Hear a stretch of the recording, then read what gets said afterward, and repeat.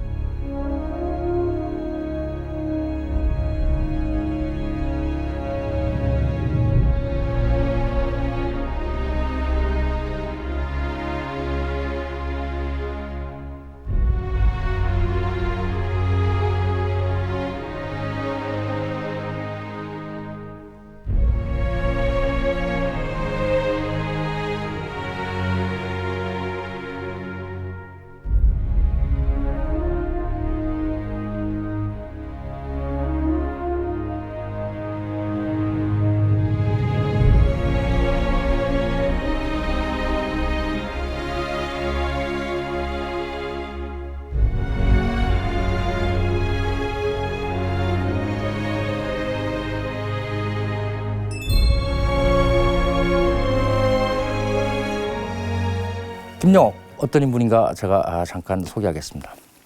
지금 보시는 장면은 그분의 아버님 그리고 옆에는 이제 그분의 어머니세요. 아버님 조남은 김순관 1906년에 미국으로 망명하셨습니다. 그래서 미국에서 이제 그 독립운동을 하게 되십니다. 이 아버님은 자기의 삼촌과 같이 미국으로 가셨습니다. 두 분 다 독립운동을 하십니다. 따라서 김영옥은 대대로 독립운동가 가문에서 태어나는 것을 여러분 보실 수 있겠습니다. 당시에 1923년에 발행된 신문을 보면 미국에서 가장 부자, 남캘리포니아에서 가장 부자인 재미교포 명단이 있습니다. 순서가 나와요. 그런데 거기에 1등이 3명이 나옵니다. 금메달리스트가 이제 3명이 있는 거죠. 이 부부도 가장 돈이 많은 부부의 이름에 나옵니다. 그럼에도 불구하고 이분들의 자녀들, 다시 말해서 김영옥, 또 그의 형제자매들이 극심한 가난 속에서 자라나게 됩니다. 왜? 아버님이 돈이 들어오면 전부 독립운동에 갖다 쓰기 때문에 그렇게 됩니다. 그래서 이제 우리 얘기의 주인공인 김영옥은 아버지의 독립운동에 따른 가난, 또 당시 미국 사회에 법적으로 인정되던 인종차별, 그리고 또 조선이라는 나라가 지금 지도상에서 사라졌습니다. 그래서 오늘날 한국인은 이게 생각도 못합니다. 우리는 국제무대에 나가면 한국 여권을 자랑스럽게 보여줄 수 있습니다. 그런데 당시의 조선인들은 그렇게 할 수가 없어요. 그래서 국가도 없는 이런 국민이라는 서름, 이런 것들을 다 극복하고 아까 보신 대로 세계를 무대로 자기의 기상을 떨치는 그런 아주 위대한 우리의 선배, 그리고 우리 가운데 한 명입니다. 여러분 가운데 한 명인 거죠. 그가 이제 그 미군 병사들을 이끌고 제2차 세계대전에 참전하게 됩니다. 지금 이 장면은 이탈리아에서 행군하고 있는 김영옥의 부하들을 지금 보고 계십니다. 그래서 그는 이제 그 지도에서 볼 수 있는 대로 처음에는 이제 아프리카로 가가지고 아프리카에서는 배치는 됐지만 실제로 교전은 하지 않습니다. 그러나 이제 1943년 9월 이탈리아에 상륙한 이후로는 매일같이 전투를 치르는 그런 이제 격전을 치르게 됩니다. 그런데 상대가 누구냐? 당시에 세계 최고의 군대인 독일군입니다. 독일 육군. 이 독일 육군을 상대로 이제 이 부하들을 이끌고 전쟁을 치르게 되는데 이탈리아, 프랑스입니다. 단 한 번도 지지 않는 불패 신화의 주인공이 됩니다. 유럽에서 단 한 번도 지지 않고 그리고 한국에 와서도 단 한 번도 지지 않습니다. 어떻게 단 한 번도 지지 않을 수가 있겠습니까? 간단합니다. 아주 위대한 리더십이 거기 이제 들어있는 겁니다. 이 2차전 때 활약상 중에서 가장 유명한 것, 그것이 이제 로마 해방전 당시의 김용옥의 활약상입니다. 1944년 4월, 5월, 6월 이 무렵에 있었던 일입니다. 정확하게는 5월 16일, 17일에 있었던 그 김용옥의 활약상 때문에 로마가 이제 나치로부터 이제 연합군 수중으로 좀 더 빨리 시간이 당겨져서 넘어오게 됩니다. 2차전 당시에 로마를 해방시켰던 데 수운이 있는 연합군 장병 100명을 리스트를 만들어 만약에요. 그러면 그중에 김용옥 대령이 그 100명 중에 하나다 이게 아니고요. 최고의 수훈갑 한 명만을 꼽는다면 김용옥입니다. 당시에 로마 해방전 내 김용옥의 활약상이 이제 워낙 뛰어나니까 UPI라는 세계적인 통신을 타고 세계적으로 이 기사가 나갑니다.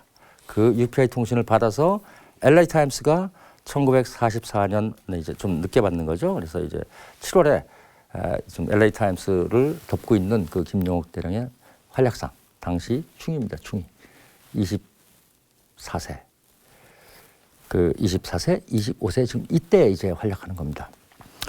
그래서 이제 이탈리아의 경우는 로마 해방전이 끝나고 이탈리아의 동성무공훈장을 수여합니다. 그리고 이제 1945년에 전쟁이 끝나죠. 그러자 이제 심사를 다시 합니다. 그래서 김용옥 대령에게 1946년에 이탈리아 최고무공훈장을 수여하게 됩니다. 로마 해방전에서의 활약상은 워낙 유명하고 또 재밌습니다. 그래서 미 육군이 지금 김용옥 대령의 활약상에 대해서 이 케이스 스터디 하는 대상도 여기입니다. 여기 2차 세계대전 로마 해방전에서의 활약상. 그리고 이제 할리우드, 미국의 할리우드에서 이거를 가지고 영화를 지금 만들려는 그런 움직임이 있습니다. 1946년 제2차 세계대전이 끝나고 나서 1년 후에 이제 김용옥 대령이 그 육군에서 제대합니다. 미군에서. 그리고 이 전설적인 작전 장교로서의 비상한 두뇌, 그거를 어디다가 투입하시느냐? 비즈니스를 하세요. 그래서 비즈니스맨으로 이제 탈바꿈하게 됩니다. 그래서 열은 비즈니스가 이겁니다. 한국에도 있는 비즈니스, 빨래방. 한국에 저 비즈니스가 도입된 게 1990년 정도 됩니다. 그로부터 45년 전에 김용옥 대령이 창안에서 미국에서 이 비즈니스를 열었는데 엄청난 돈을 지금 실제로 접어들었습니다. 그런데 이게 들려요. 라디오에서 어느 날 들으니까 한국에서 전쟁이 났다. 6.25입니다. 6.25. 그러니까 김용옥 대령이 거기서 딱 결정합니다. 나 우리 아버지의 나라, 우리 어머니의 나라에서 전쟁이 났으니 난 돈 안 번다.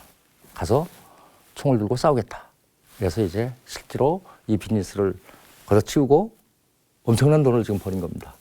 그리고 자기가 제대할 때 계급인 대위를 다시 이제 달고 그러니까 미군의 자원 재입대를 하게 됩니다. 그래서 한국으로 실제로 오시게 됩니다. 그래서 한국에서 이제 최일선에서 실제로 전투를 하게 되는데 최일선에 계신 기간이 18개월입니다. 당시에 미군들의 한국 전선 복무 규정을 보면요. 최전선에 있는 장병들은 한 달에 4점. 그래서 9개월을 근무하면 36점. 이걸 채우면 미국으로 돌아갑니다. 후방에 있는 군인들은 한 달에 3점. 그럼 12개월 복무하면 36점이 되겠죠. 그래서 36점을 채우면 미국으로 돌아갑니다. 근데 김용옥 대령은 자기가 부모의 나라에 전쟁이 났다 이래서 오셨잖아요. 그래서 최전선에서 18개월 있습니다. 18개월. 그러면 어떻게 되겠습니까? 미군의 의무적인 인사규정 기간보다 무려 2배를 있게 되는 겁니다. 왜 싸우는가에 대한 의식이 목적이 분명합니다. 여러분들이 군복을 입고 계시는 것도 역시 내가 지금 왜 군복을 입고 있는가라는 거에 대한 명쾌한 그런 개념을 갖고 계셔야 되는 겁니다.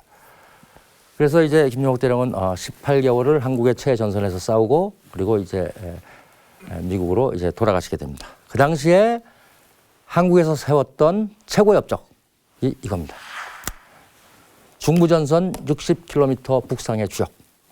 유엔군 입장에서 우리 국군 입장에서 완전히 공산군을 군사적으로 제압하겠다라는 목적을 가지고 전쟁을 했던 마지막 공격이 유엔군 3차 반격입니다. 1951년 5월 하순에 시작돼서 약 3주를 이제 밀어붙이게 됩니다. 그때 이 전선이 이렇게 북상하게 되는데 중부 전선에서 최고의 수은갑 김영호입니다. 실제로 보면 저 유엔군 부대를 이끌고 있는 최고의 선봉장입니다. 이래서 한국이 그의 업적을 재심사합니다. 2005년도에 대한민국 최고무공원장을 이제 김영옥 대령에게 수여하게 되는 겁니다. 김영옥 대령이 이제 대위로 한국에 와서 소령으로 진급해서 소령으로 복무하다가 이제 미국으로 돌아가십니다. 그런데 지금 미국 역사상 최초로 야전 대대를 이끄는 대대장이 됩니다. 유세긴 장교. 미국 역사상 최초로 야전 대대를 지휘하는 유세긴 대대장이 김영옥입니다. 우리 언론에 아시아 최초다 이런데 그거 아니고요. 흑인, 히스패닉, 아시안계를 통틀어 가지고 미국 역사상 최초로 이제 야전 대대를 지휘하는 대대장이 되는데 이게 무슨 의미겠습니까, 여러분? 그 미군 대대라면 백인 장병 800명의 목숨을 쥐고 있는 그런 분입니다. 미국이 인종차별을 법적으로 철폐한 게 1964년입니다. 우리가 잘 아는 케네디 대통령, 그가 대통령으로 있을 때만 해도 미국에서는 인종차별이 법적으로 허용되는 나라였습니다.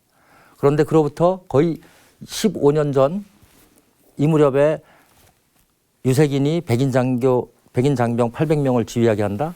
그것은 그의 능력이 어느 정도로 미군에서 인정받고 있었는지 하는 것을 이제 여러분 상징적으로 볼 수 있는 그런 장면입니다. 어쨌든 그가 800명의 미군 장병들을 이끌고 있습니다. 플러스 우리 국군 400명. 왜냐하면 그 미군들과의 그 커뮤니케이션을 위해서 카츄샤라고 여러분 들어보셨죠? 그 카츄샤 미군 2명에 카츄샤 1명, 2대1 원칙입니다. 그래서 약 400명의 카츄샤가 이 부대에 있습니다. 그래서 1200명을 이끌고 있는 그런 상황입니다. 그가 단 한 번도 지지 않고 이 부대를 지휘하면서 전선을 60km나 북상시키는 그런 주역이 된다. 그러면 대단히 소중한 군인입니다. 그래서 우리 국민들은 그런 군인에 대해서는 얼마나 감사하겠습니까? 그래서 그가 전쟁과를 돌보지 않아도 아무도 그에게 손가락질하지 않습니다. 그런데 그가 그런 일을 하면서 한 가지 아주 위대한 일을 합니다. 이겁니다, 이거. 전쟁고아를 무려 500명이나 돌봅니다. 이 고아원이 어디 있었냐면 요즘도 서울 삼각지 천주교회라는 성당이 있습니다. 그 성당이 있던 그곳에서 이제 이 고아들을 돌보게 됩니다. 그래서 제가 군이든 또는 정부, 기업, 대학에서 이 김영옥 대령에 대한 얘기를 할 때 이 부분을 아주 강조합니다. 우리가 지금처럼 우리 본업에 충실하고 또 우리가 성실하게 사는 것, 그것도 대단히 중요합니다. 그런데 우리가 살다 보면 이렇게 살기 쉬워요. 앞만 보고 달려갑니다. 특히 여러분 같은 젊은이들 이제 미래를 준비해야 되니까 앞만 보고 달려갑니다. 그런데 달려가다 보면 인생이 이제 60, 70 이렇게 됩니다. 그래서 그렇게 앞만 보고 달리지 말고 달리다가 어느 순간에 가끔 우리가 서가지고 옆에도 보고 뒤도 보고 하면서 우리가 갖고 있는 에너지, 시간, 여러 가지 능력을 우리보다 조금 갖지 못한 자, 또 우리보다 조금 약한 자를 위해서 조금 이렇게 나눠서 쓴다면 이렇게 아름다운 일을 할 수 있다. 이렇게 제가 강조합니다. 여러분도 그래 주실 것으로 믿습니다. 그럴 수 있나요?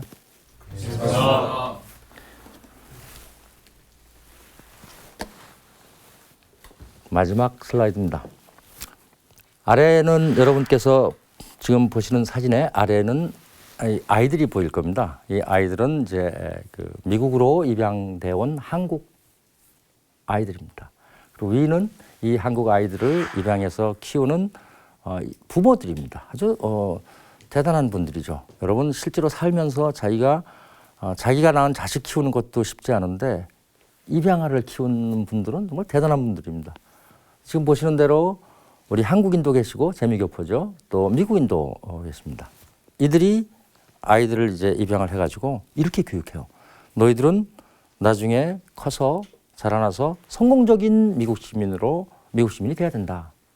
근데 너희가 그렇게 하려면 너희의 뿌리가 한국이라는 거를, 너희가 한국인의 피를, 너희의 몸속에 한국인의 피가 흐르고 있다는 거를 자랑스럽게 생각해야 된다.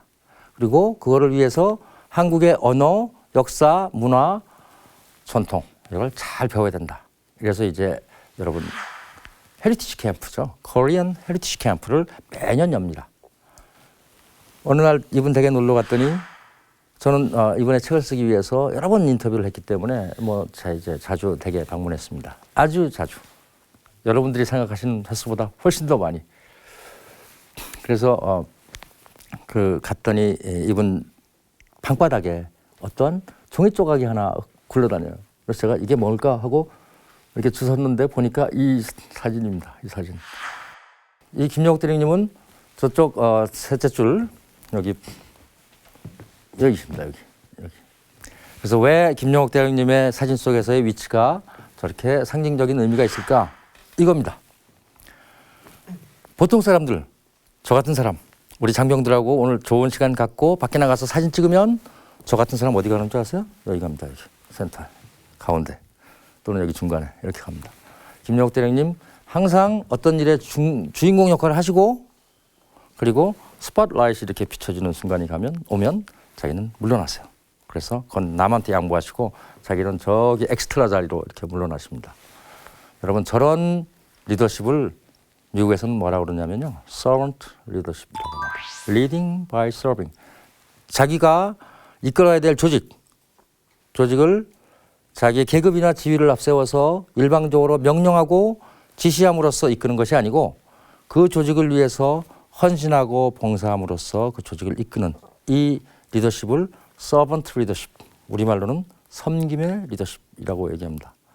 그래서 사진 속에 김영옥 대령의 위치가 대단히 의미가 있다라고 저는 생각합니다. 그리고 우리 이제 돌이키면 자, 세 장의 사진을 돌이켜 볼 수 있습니다. 전선 60km 북상의 주역이 되면서 그러면서 이렇게 전쟁과 하지도 않아도 되는 일, 저 일을 안 한다고 해서 누가 아무도 손가락질 안 할 텐데 제가 한 가지 덧붙이자면 6.25 때 최전선을 지키던 유엔군 부대 중에서 김영옥 대대만이 유일하게 이렇게 체계적으로 한국의 전쟁 고아들을 돌봤습니다. 그리고 1952년에 촬영된 찍힌 이 사진 그리고 그로부터 51년 이후에 찍힌 이 사진 2003년에 찍힌 거죠. 두 장의 사진 사이에 일맥상통하게 흐르는 인도주의 정신이 있습니다. 그것을 장병 여러분들께서 마음속에 담고 그리고 군복무를 하시길 바랍니다. 남은 군대 생활 무사하게 건강하게 잘 마치시고 그리고 김영옥 대령처럼 아주 멋지고 그리고 훌륭한 군인이자 인간이 되시길 바랍니다. 감사합니다.